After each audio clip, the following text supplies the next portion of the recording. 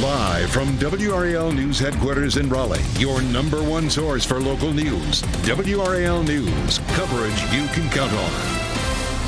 Good evening and thank you for joining us tonight. I'm Julian Grace. Well, we have another cold night ahead of us. Look at the temperatures right now. 39 in Durham, 39 in Raleigh, 39 in Chapel Hill, and also 39 in Apex. That is the live camera network that you're looking at right there. Now, overnight lows will drop below freezing. Several school districts are already making adjustments due to the weather. Franklin County Schools is closed tomorrow with an optional workday for staff.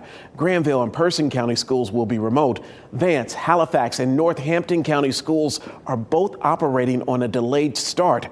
Let's get over to meteorologist Anthony Baglione in the WRAL Severe Weather Center with a look at conditions overnight. Anthony. Julian, where we sit right now, you mentioned it, we're seeing temperatures in the upper 30s for many of us, but even down to freezing in Roxborough, 37 in Fayetteville, 31 at the moment in South Hill. Good evening, though, to all of you. I hope you had a great weekend. It's certainly chilly out there, but the afternoon was actually pretty nice with some sunshine. There's our Warrenton camera. The sun is now down, of course, so that camera just looks almost a little bit dark and winter-like. That's going to set the stage for us as we go into the low 20s to the north.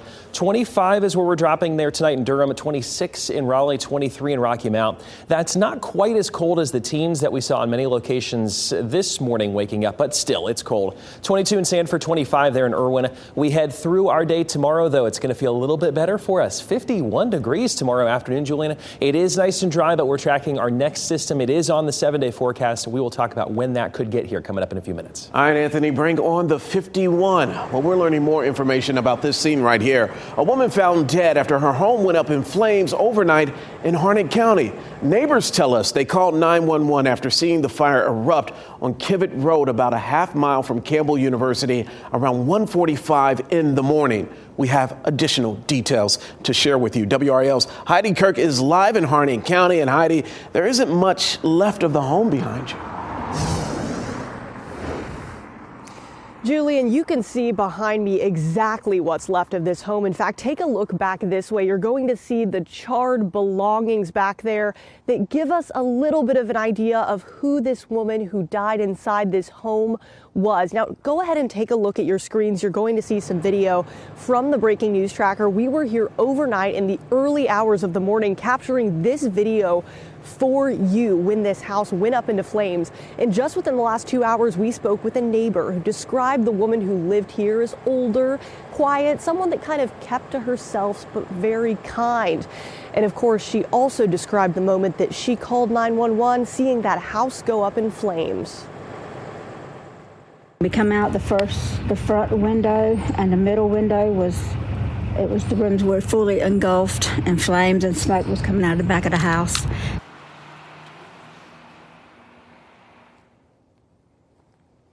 Now, of course, we are still looking for additional details, including the name of that woman who was killed in this incident. We're also looking for details from the fire marshal's office here in Harnett County. They say they are currently investigating.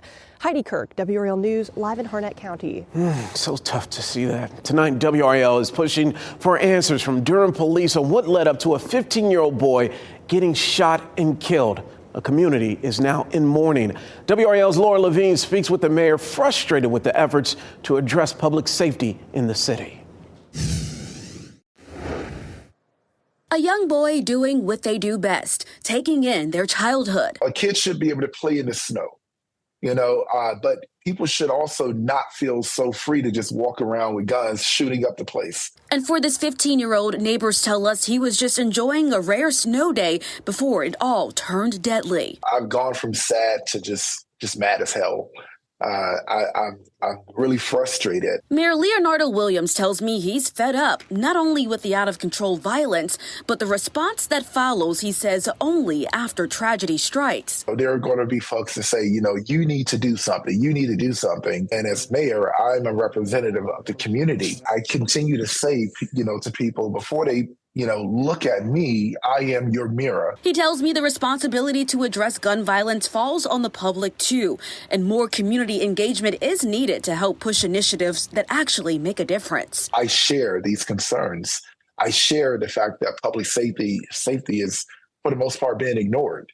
And I share the frustration that our public safety apparatus, our inner systems are not working well together. You sound like you're at your wits end with the crime that's happening in our community. When people do look to you as a city leader to take on the responsibility of taking action and making a difference, what can be done? Well, at the end of the day, it is going to take policy.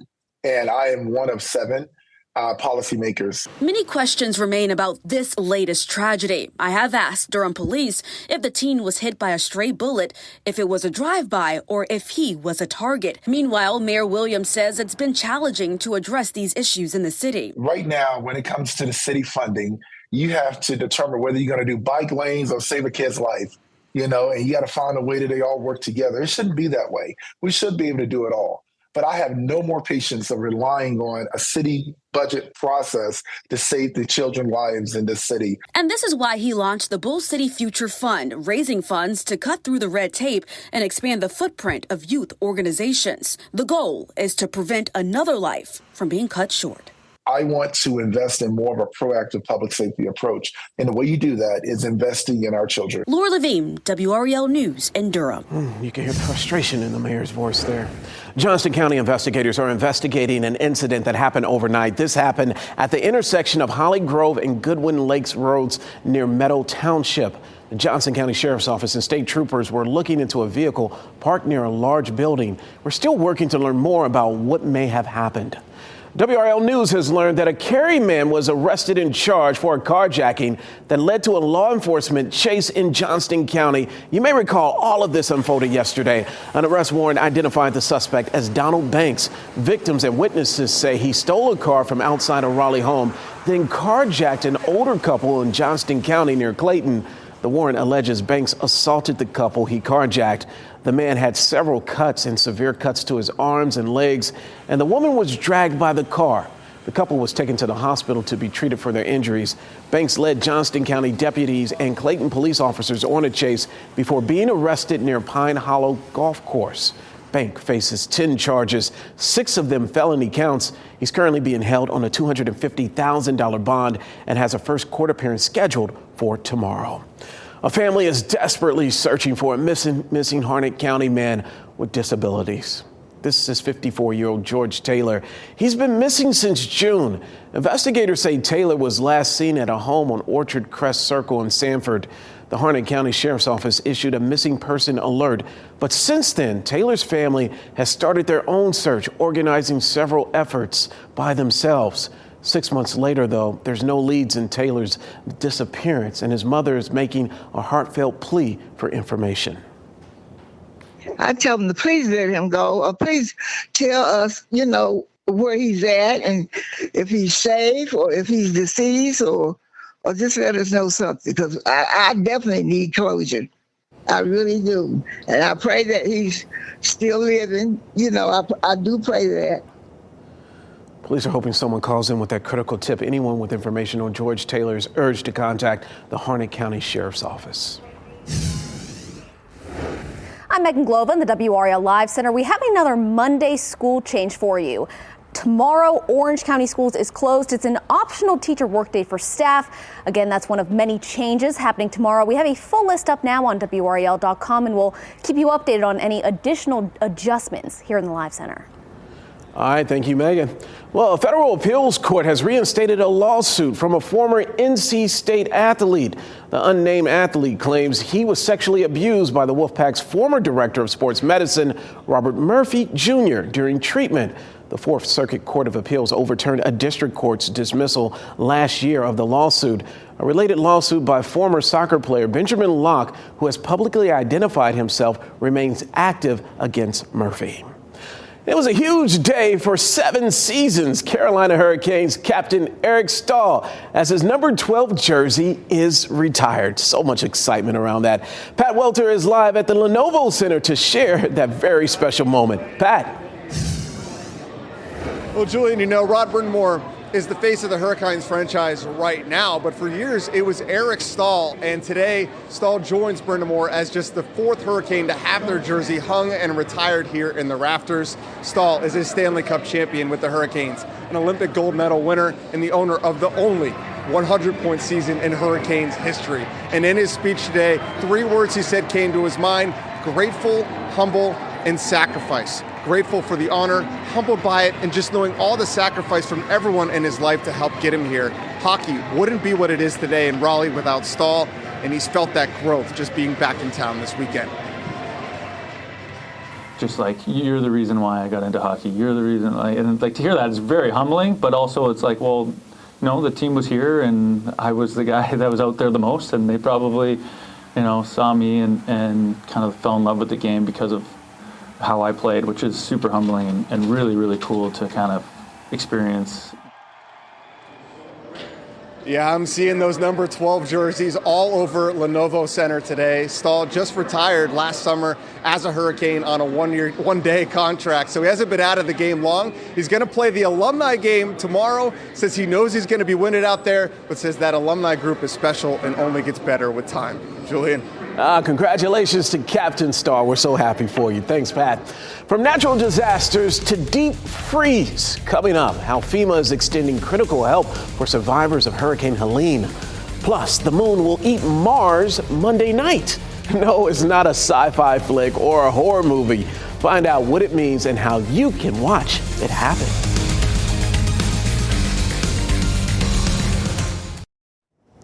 Welcome back. FEMA's Transitional Shelter Assistance Program was set to end yesterday. The federal agency extended the deadline. FEMA paid for hotel and motel rooms for thousands of people displaced by Helene.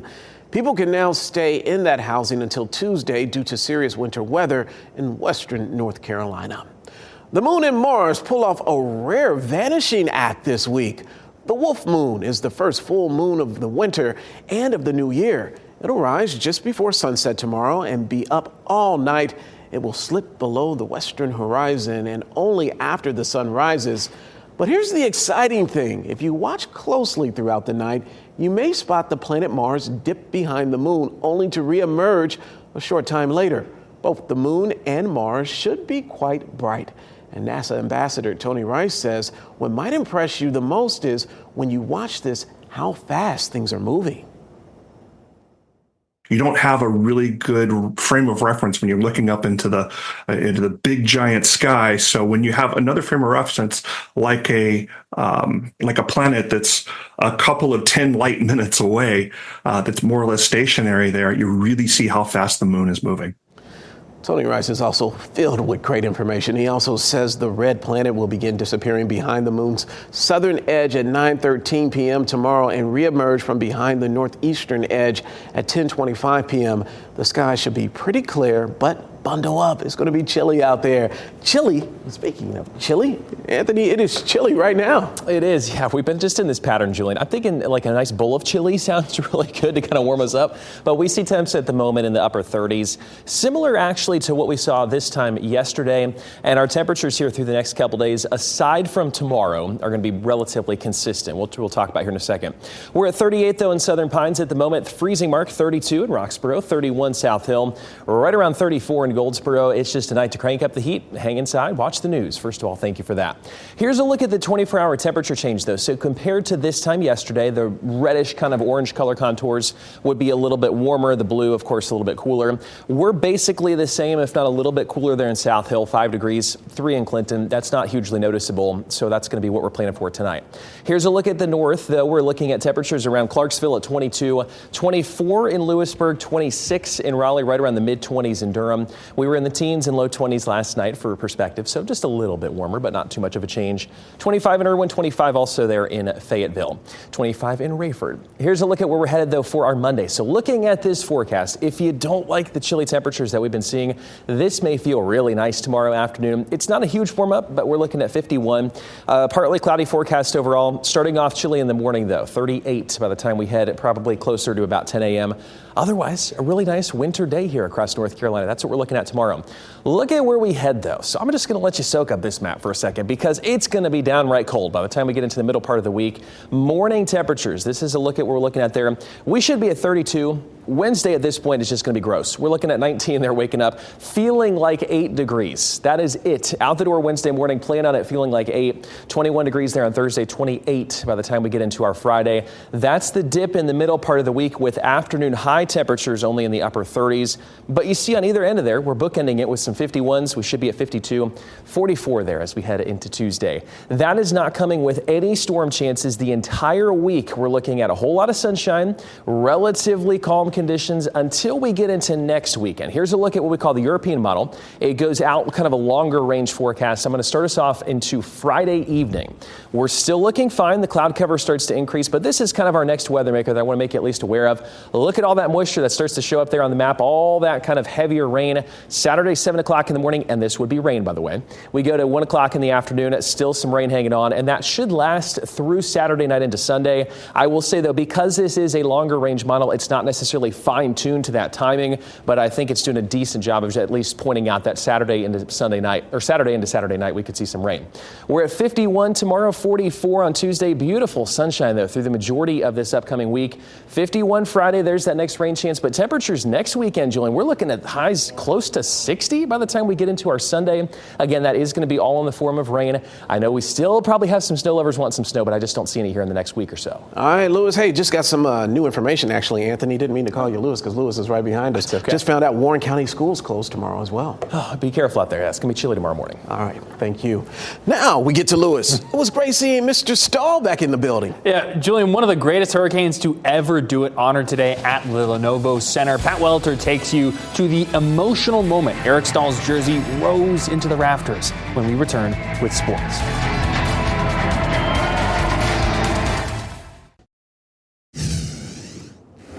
A Carolina Hurricane will never wear number 12 on the ice again. One of the best to ever do it, Eric Staal, had his jersey raised into the rafters this afternoon. WRAL sports reporter Pat Welter was there to witness it all. Pat, what a celebration at the Lenovo Center. Lewis, you can't tell the story of the Hurricanes without Eric Staal. I mean, Stanley Cup champion, captain, and owner of nearly every offensive record since relocation. Now, Eric Staal takes his rightful place in this building forever. We now present the fourth number to be retired in franchise history, Eric Staal's number 12.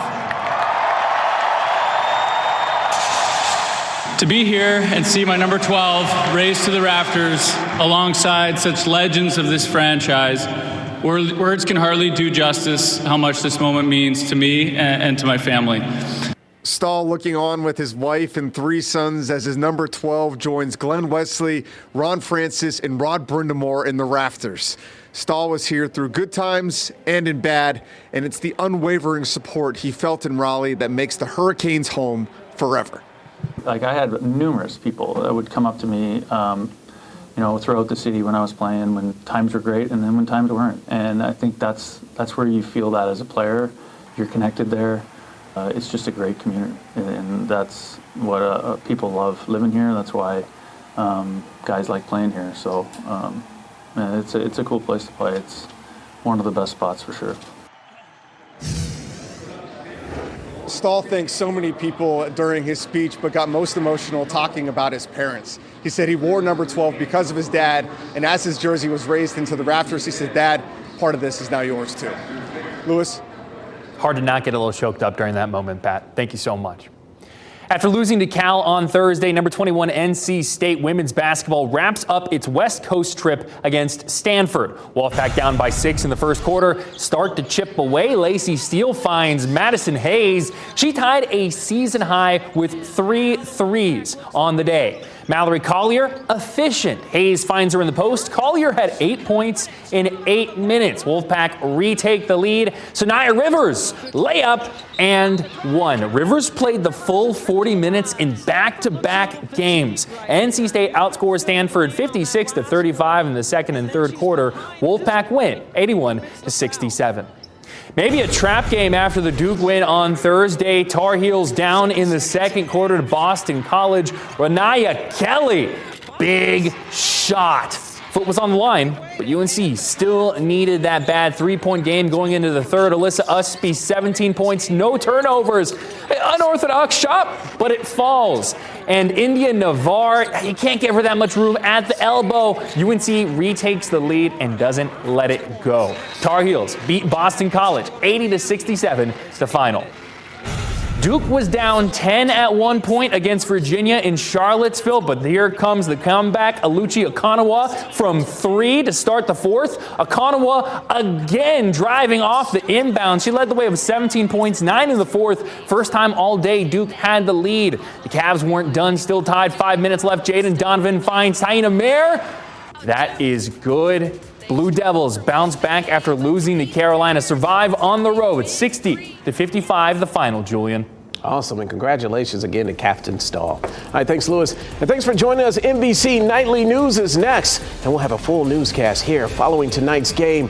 And with school closings and delays now coming in, be sure to stay on top of changes at WRAL.com. We will have all the information you need to know about school right there at your fingertips. Have a good night.